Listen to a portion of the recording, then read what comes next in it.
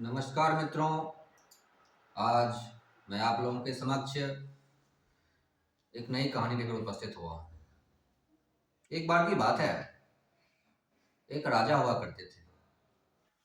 राजाओं का शौक हुआ करता था संगीत सुनना। उसी शौक के तहत एक दिन राजा ने कहा कि आज मुझे शास्त्रीय संगीत सुनने की इच्छा है। मंत्री ने कहा, इसमें कौन सी बड़ी बात है, अपने देश के एक शास्त्रीय संगीत गाने वाले बहुत अच्छे हैं, मैं उन्हें बुलवा देता हूँ।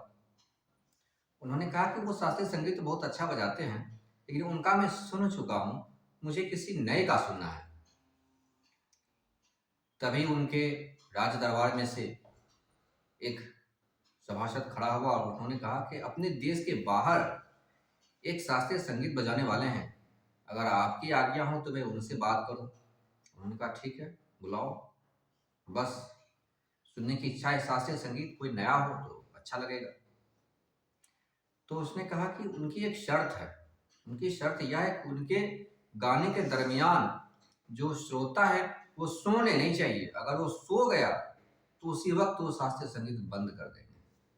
और उनकी फीस बहुत तगड़ी है, 100 स्वर्ण मुद्राएं उन्हें देनी पड़ेगी। उस वक्त 100 स्वर्ण मुद्राएं की कीमत थी, वास्तव में 100 स्वर्ण मुद्रा की तो आज भी कीमत है, लेकिन मुद्राएं उस वक्त स्वर्ण की थी। तो राजा ही था, बोला ठीक है। अपने राज्य से लोगों से बात करी गई कि वही लोग आए जो कि पूरी रात जग सकते हों। अगर किन्हीं की गर्दन ढलकी तो उनकी गर्दन को उड़ा दिया जाएगा तलवार से, वो जीवित नहीं रहेगा अगले दिन। इस प्रकार के दहशत के माहौल में 100 लोग तैयार हुए कि ठीक है, मैं शास्त्रीय संगीत सुनूंगा, लेकिन मैं एक बार भी झपकी नहीं लूंगा। राजा ने कहा ठीक है। फिर उस अंतर्राष्ट्रीय शास्त्रीय संगीत बजाने वाले को बुलाया गया। रात्रि के 10 बजे संगीत का कार्यक्रम आरंभ हुआ। धीरे धीरे संगीत का असर लोगों पे होने लगा, लेकिन वो सब लोग भी बहुत चुस्त दुरुस्त थे, नींद नहीं आ रही थी। कितनी देर नींद ना आए, रात्रि के जब 1 बजे 1:30 बजे, तब संगीत का असर सबके ऊपर होने लगा। और 1 मिनट के भीतर भीतर जितने भी लोग थे सारे के सारे 1 मिनट के अंदर ही सारे सो गए, ऐसा कहानी कहती है। जगे थे तो सब जग रहे थे, और ऐसा क्या धुन बजाया कि 1 मिनट के भीतर सारे के सारे लोग सो गए।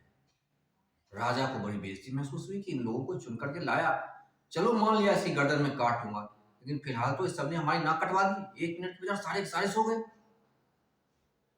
अपने सेनापति से कहा, जगाओ इन सबको, बोलो कि तुम्हारी गर्दन उठक गई, तुमने कहा था कि हमें नींद नहीं आएगी, बिल्कुल विश्वास के साथ, कैसे आ गई, कैसे तुम लोगों ने झपकी ले ली। सेनापति सबको जगाने लगा, लोग जगे, बोले महाराज मैं कहां सोया था, जब तक मैं था तब तक तुम्हें जगा हुआ ही था। राजा पूछा, अरे ये कैसी बात कर रहे हो। बोला, हाँ महाराज, हमारी चेतना तो जब तक होती है तब तक जगी हुई होती है, और जब सो गई तो मैं था ही नहीं, इसलिए मैं कहां सोया। मैं जब तक था तब तक तो मेरी गर्दन बिल्कुल सीधी थी, गर्दन लुढ़की होगी तब जब मैं नहीं रहा हूंगा, मेरे प्रेजेंट में तो गर्दन कभी लुढ़की ही नहीं है। राजा उस तर्क को समझा। उसने कहा, राजा को बात समझ में आ गई कि यही कारण है कि अपराधी अपराध करके हमारे पास आता है, जब उसे दंडित करने की बात करते हैं तो कहता है महाराज हमने ये गलती नहीं करी, और वह साफ साफ उसकी आंखों में दिखता भी है कि हाँ इसने तो गलती नहीं करी है। क्योंकि एक व्यक्ति के भीतर बहुत सारे अहंकार होते हैं। कोई अहंकार कुछ बोलता है, कोई अहंकार कुछ करता है। कोई अहंकार कुछ गलत कर्म करके चला जाता है, और दूसरा अहंकार आता है, वह उसके लिए पश्चाताप करता है कि हमसे ये गलती होगी। बहुत कम लोग होते हैं जो ये कहते हैं कि वो गलती मैंने करी है। लोग कहते हैं गलती हो गई, या कहते नहीं, ये कहने का साहस नहीं होता कि कहें कि वो गलती मैंने ही की है और उसकी जो सजा होगी उसे मैं भुगतूंगा, मैंने गलती करी है।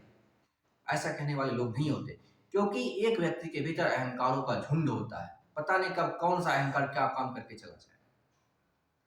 इस प्रकार से यह कहानी एक साधारण व्यक्तित्व के मनोविज्ञान को दर्शाती है कि एक व्यक्तित्व के भीतर किस प्रकार से बहुत सारे अहंकार होते हैं। वह दिखता तो एक व्यक्ति है, लेकिन उसके अंदर बहुत सारे व्यक्तियों का झुंड होता है, वह एक व्यक्ति नहीं होता। नाम तो एक है, शरीर एक है, चेहरा एक है, लेकिन उस चेहरे के भीतर बहुत सारे अहंकार होते हैं। यह कहानी इस बात को व्यक्त करती है। आशा करता हूं मित्रों, कहानी आपको पसंद आई होगी, कहानी का मर्म भी आपको समझ में आया होगा। कहानी को और इस चैनल को अपना प्यार दें, लोगों के साथ शेयर करें, चैनल को सब्सक्राइब करें। बहुत बहुत धन्यवाद।